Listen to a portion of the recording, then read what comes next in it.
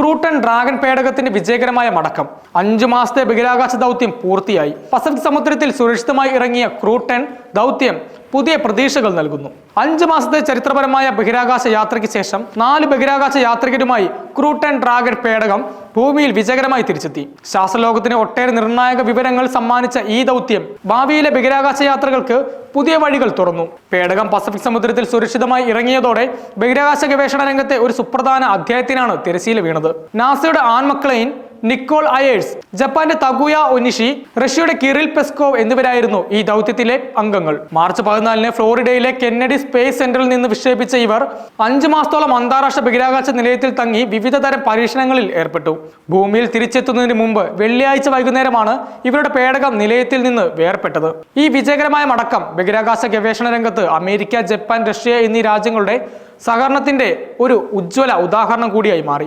ഈ 5 മാസ കാലയളവിൽ ദൗത്യസംഘം ഒട്ടനവധി ശാസ്ത്ര ദൗത്യങ്ങൾ പൂർത്തിയാക്കി. ബഹിരാകാശ സാഹചര്യങ്ങൾ മനുഷ്യ ശരീരത്തിൽ ഉണ്ടാക്കുന്ന മാറ്റങ്ങളെക്കുറിച്ചുള്ള പഠനങ്ങളാണ് ഇതിൽ ഏറ്റവും പ്രധാനം. ഗുരുത്വാകർഷണമില്ലാത്ത അവസ്ഥയിൽ മനുഷ്യന്റെ ശരീരവും മാനസികവുമായ അവസ്ഥകൾക്ക് എന്ത് സംഭവിക്കുന്നു എന്നതിനെക്കുറിച്ച് ഈ സംഘം വിശദമായി പഠിച്ചു.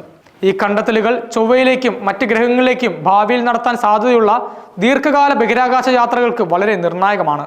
കൂടാതെ തലച്ചോറിൽ നിന്ന് ഹൃദയത്തിലേക്കുള്ള രക്തയോട്ടം ബഹിരാകാശത്ത് എങ്ങനെ വ്യത്യാസപ്പെടുന്നു എന്നതിനെക്കുറിച്ച് സംഘം പഠനം നടത്തി. ഈ പഠനം ബഹിരാകാശ യാത്രികർക്ക് ഉണ്ടാകാൻ സാധ്യതയുള്ള ആരോഗ്യ പ്രശ്നങ്ങളെ മുൻകൂട്ടി മനസ്സിലാക്കാനും അവയ്ക്ക് പരിഹാരം കാണാനും സഹായിക്കും.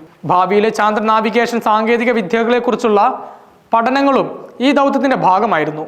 ചന്ദ്രനിലേക്കുള്ള യാത്രകൾ കൂടുതൽ സുരക്ഷിതവും കാര്യക്ഷമവുമാക്കാൻ ഈ ഗവേഷണ ഫലങ്ങൾ സഹായിക്കും. ക്രൂട്ടൺ ദൗത്യം നടക്കുമ്പോൾ തന്നെ മറ്റൊരു പ്രധാന ബഹിരാകാശ ദൗത്യത്തിനും അന്താരാഷ്ട്ര ബഹിരാകാശ നിലയം സാക്ഷ്യം വഹിച്ചു. കഴിഞ്ഞ മാസം ഇന്ത്യൻ ബഹിരാകാശ സഞ്ചാരി ശുഭാംശു ശുക്ല ഉൾപ്പെടെ 4 പേരടങ്ങിയ ആക്സിയം 4 ദൗത്യ സംഘം 14 ദിവസത്തെ അവരുടെ ദൗത്യം വിജയകരമായി പൂർത്തിയാക്കി ഭൂമിയിൽ തിരിച്ചെത്തിയിരുന്നു. ഈ സംഘം ബഹിരാകാശ നിലയത്തിൽ തങ്ങുന്ന സമയത്ത് ക്രൂട്ടൺ സംഘം ഇവർക്ക് ആവശ്യമായ സഹായങ്ങൾ നൽകി. സ്പേസ് എക്സിന്റെ ഡ്രാഗൺ പേടകം തന്നെയാണ് ശുഭാംശു ശുക്ലയുടെ സംഘവും ഉപയോഗിച്ചത്. ഇത് സ്വകാര്യ ബഹിരാകാശ കമ്പനികളുടെ പങ്കാളിത്തം ഈ രംഗത്ത് എത്രത്തോളം വളർന്നു എന്ന് വ്യക്തമാക്കുന്നു.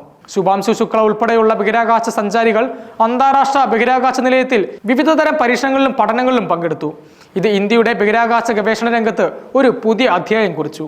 ഇന്ത്യയുടെ സ്വന്തം ഗഗൻയാൻ ദൗത്യത്തിന് മുന്നോടിയായി ശുഭാംശു ശുക്ല ബഹിരാകാശ നിലയത്തിൽ ചെലവഴിച്ചത് ഈ ദൗത്യത്തിനുള്ള ഒരു മുന്നൊരുക്കം കൂടിയായി വിലയിരുത്തപ്പെടുന്നു. ക്രൂട്ടൺ ദൗത്യത്തിന്റെ വിജയവും ശുഭാംശു ശുക്ലയുടെ പങ്കാളിത്തവും ബഹിരാകാശ യാത്രകൾക്ക് പുതിയ മാനങ്ങൾ നൽകിയിരിക്കുകയാണ്.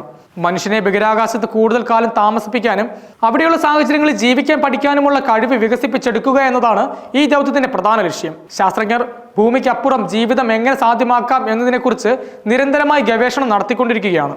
കൂടാതെ ബഹിരാകാശ സഞ്ചാരം ഒരു കൂട്ടായ പ്രവർത്തനമാണെന്ന് ഈ ദൗത്യങ്ങൾ ഓർമ്മിപ്പിക്കുന്നു. വിവിധ രാജ്യങ്ങളിൽ നിന്നുള്ള ശാസ്ത്രജ്ഞന്മാർ ഒരുമിച്ച് പ്രവർത്തിക്കുമ്പോൾ പുതിയ കണ്ടുപിടുത്തങ്ങൾ നടത്താനും മനുഷ്യരാശിയുടെ പുരോഗതിക്കായി സംഭാവനകൾ നൽകാനും സാധിക്കും. ഈ ദൗത്യങ്ങൾ ഭാവിയിൽ കൂടുതൽ ഗ്രഹങ്ങളിലേക്കും നക്ഷത്രങ്ങളിലേക്കും മനുഷ്യനെ എത്തിക്കാനുള്ള ആദ്യ ചവിട്ടുപടിയാകുമെന്ന് പ്രതീക്ഷിക്കാം. ബഹിരാകാശത്തെക്കുറിച്ചുള്ള നമ്മുടെ അറിവുകൾ വിപുലപ്പെടുത്തുന്നതിനോടൊപ്പം ഭൂമിയിലെ ജീവിതം കൂടുതൽ മെച്ചപ്പെടുത്താനും ഈ ഗവേഷണങ്ങൾ സഹായിക്കും.